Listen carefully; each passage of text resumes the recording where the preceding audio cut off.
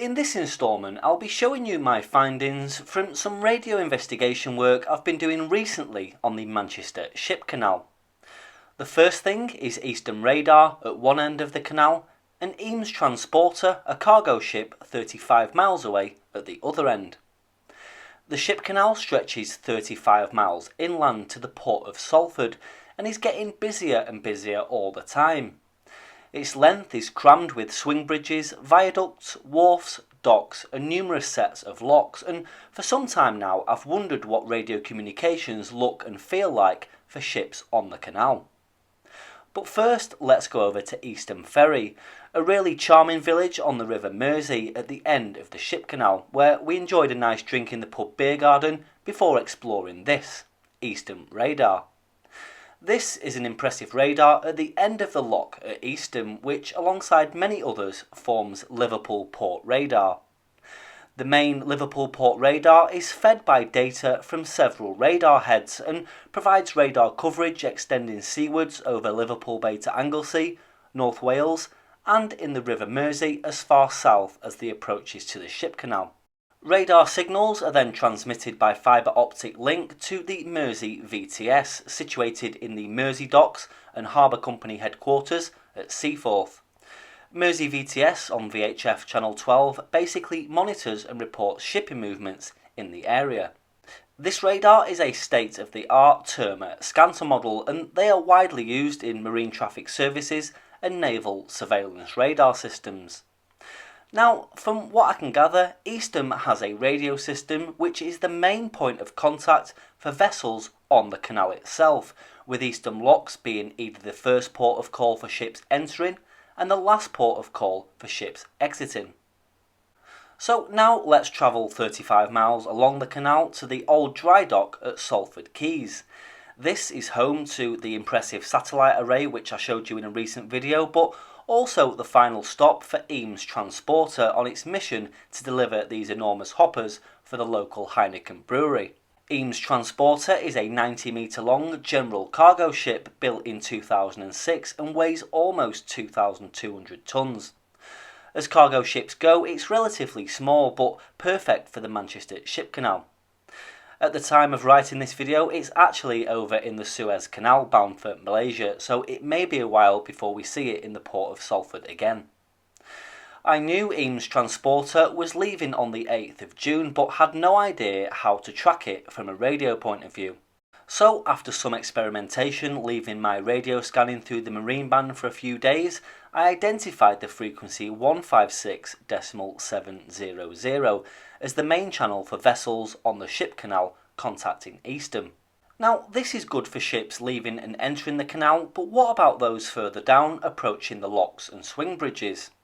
I recorded the frequency through our Eames Transporter's departure, and sure enough, just before 7 p.m. on the 8th of June, the captain called Eastham on his radio. Eastham, Eames Transporter. Eames Transporter, Eastham. Is that you, Dean? Yeah, that's a Roger. Evening, Mark. Well, no, it's not Roger, it is Dean, Mark. We've got here at last, Mark.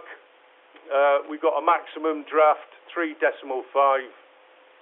There's 7 persons on board, plus myself, and there's no defects to report. Okay, Dean, yeah. You must have got caught in traffic, did you?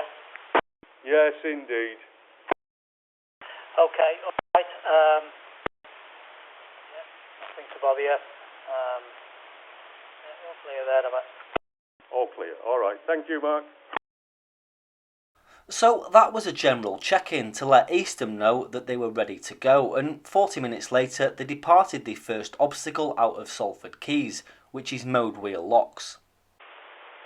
Eastham, Eames Transporter, bottom level Mode Wheel now, Mark. Are we all right to carry on? Hi, Dean, yeah, you're all clear, yeah, no traffic. Okay, so.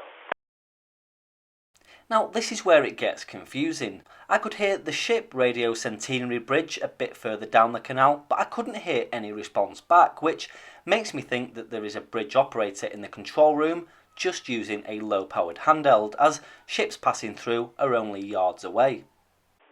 Centenary Lift Bridge, Eames Transporter. Got a bit of a glare here. Have we got the green light? Just over an hour later, Eastham can be heard calling Eames Transporter asking for an ETA to Eastham Locks. Eames Transporter, Eastham.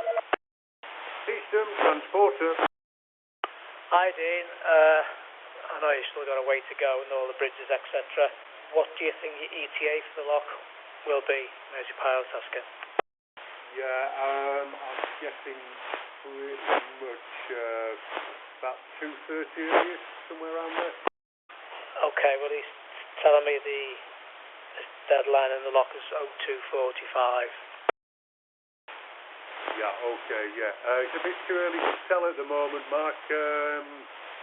So, yeah, it's just cutting its fine a little bit. Just the other alternative is just to see how we progress from Latchford, if that's okay. Yeah, of course, yeah. Obviously, you got all the bridges to get through as well yet. So, Barton, Swing Bridge didn't close after you actually. So, yeah, all right. Let's see how you get on coming down. Okay, thanks, Dean. 40 minutes after, the ship is at the exit of the third set of locks at Earlham, having passed Barton Swing Bridge, Swing Aqueduct and Barton Locks without any radio contact on that channel. So I can't work out what mode of communications was used in order to pass through those bridges. It may possibly just be mobile phone. Eastham, Eames Transporter, bottom level at Earlham, Mark. Are we alright to carry on? Yes, you are, Dean, yeah. All clear of it. Okay, so. Another point of interest the ship passed was Partington Coaling Basin, which can be seen here a few years ago, servicing Happy Fellow, a British LPG tanker, and this is still used today. The next piece of radio communications is when the ship has left Latchford Locks and is approaching Latchford High Level Bridge and Northwich Road Swing Bridge. But again, there is Knutsford Road Swing Bridge in between, which has been passed with no radio contact, so I'm not sure if it's via another radio on another channel or via mobile phone.